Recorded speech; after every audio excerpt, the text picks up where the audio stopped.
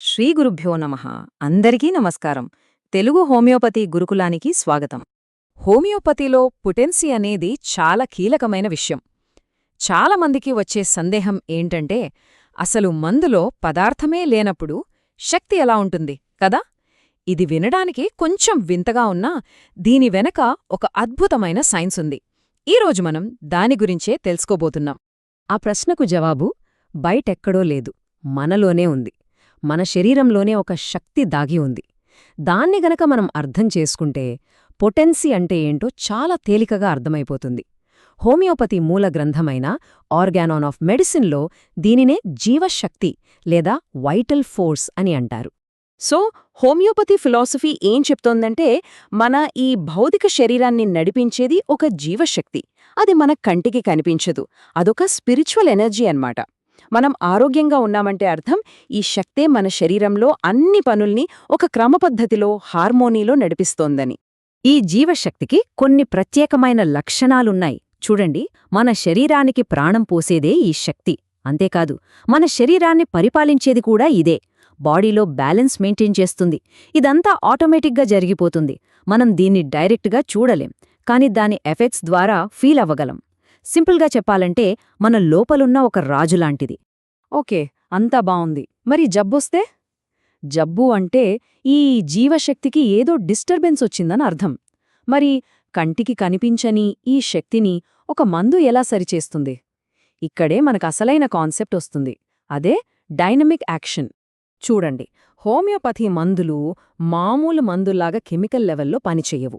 అంటే వాటిది material action కాదు, వాటి యాక్షన్ డైనమిక్. డైనమిక్ అంటే శక్తివంతమైనది.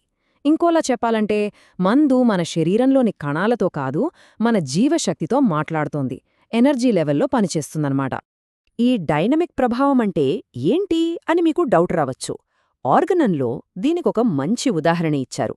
ఒక మ్యాగ్నెట్ తీసుకోండి. దాని పవర్ మనకు కనిపిస్తోందా? కనిపించదు. కాని అది ఇనుముని ఎలా ఆకర్షిస్తోందో మనం చూడగలం. ఇక్కడ కూడా అంతే.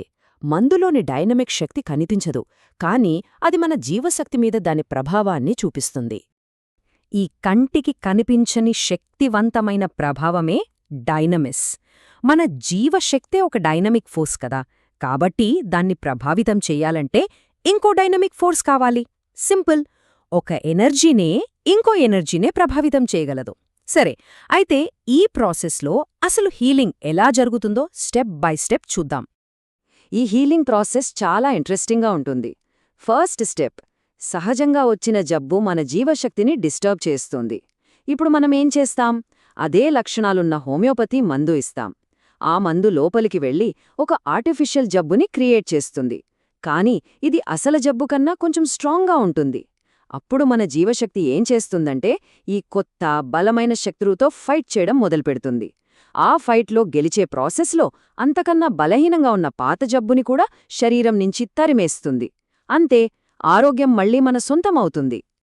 సో ఇక్కడ మనం గుర్తుపెట్టుకోవాల్సిందొకటే, మనమిచ్చే మందు శక్తి జబ్బు శక్తి కన్నా జస్ట్ కొంచెం బలంగా ఉండాలి. అప్పుడే ఈ హీలింగ్ రియాక్షన్ మొదలవుతుంది. ఇదే మన సిమిలియా సూత్రానికి మూలం. ఈ థియరీ కేవలం మాటలకే పరిమితం కాదు, ఇది ప్రాక్టికల్గా చాలా ఉపయోగపడుతుంది. ముఖ్యంగా డాక్టర్లు ఏ పొటెన్సీ వాడాలో నిర్ణయించుకోవడానికి. ఒక సింపుల్ రూల్ ఏంటంటే, జబ్బు లక్షణాలు కేవలం ఫిజికల్ లెవెల్లో ఉంటే తక్కువ పొటెన్సీ వాడతారు. అదే లక్షణాలు మనస్సుని, ఇమోషన్స్ని ప్రభావితం చేస్తే అప్పుడు హై పొటెన్సీ అవసరమవుతుంది. ఈ డైనమిక్ అప్రోచ్ ఉంది చూశారు, ఇదే హోమియోపతికి, అల్లోపతికి మధ్య ఉన్న అతిపెద్ద తేడా. వాళ్ళ దారి వేరు, మన దారి వేరు. ఈ రెండింటి మధ్య ఉన్న ఫిలసాఫికల్ డిఫరెన్స్ చాలా పెద్దది. హోమియోపతి ఎప్పుడూ జబ్బుకి కారణం డైనమిక్ లెవెల్లో ఉందని చూస్తుంది. కానీ అలోపతి మెటీరియల్ కారణాలను వెతుకుతుంది. అంటే బ్యాక్టీరియా, వైరస్ లాంటివి. మనం మనిషిని మొత్తంగా చూస్తాం, వాళ్ళు జబ్బు ఉన్న భాగాన్ని మాత్రమే చూస్తారు. అందుకే మనది నివారణ మార్గమైతే వాళ్లది లక్షణాలను అణచివేసే మార్గం. అందుకే ఒక్క విషయం బాగా గుర్తుపెట్టుకోవాలి. పొటెన్సీ పెంచేటప్పుడు మనం మందుని పలుచన చేస్తాం, అంటే మటీరియల్ క్వాంటిటీ తగ్గుతుంది. కానీ దాని డైనామిక్ హీలింగ్ పవర్, అది శక్తి పెరుగుతుంది. సో పొటెన్సీ అంటే మందు పరిమాణం కాదు. అది శక్తి యొక్క నాణ్యత. మొత్తంగా చెప్పాలంటే పోటెన్సీ థియరీ అంతా దేనిమీద ఆధారపడి ఉందంటే మనలో ఉన్న కంటికి కనిపించని జీవశక్తిని మందులో ఉన్న డైనమిక్ శక్తి ప్రభావితం చేస్తుంది.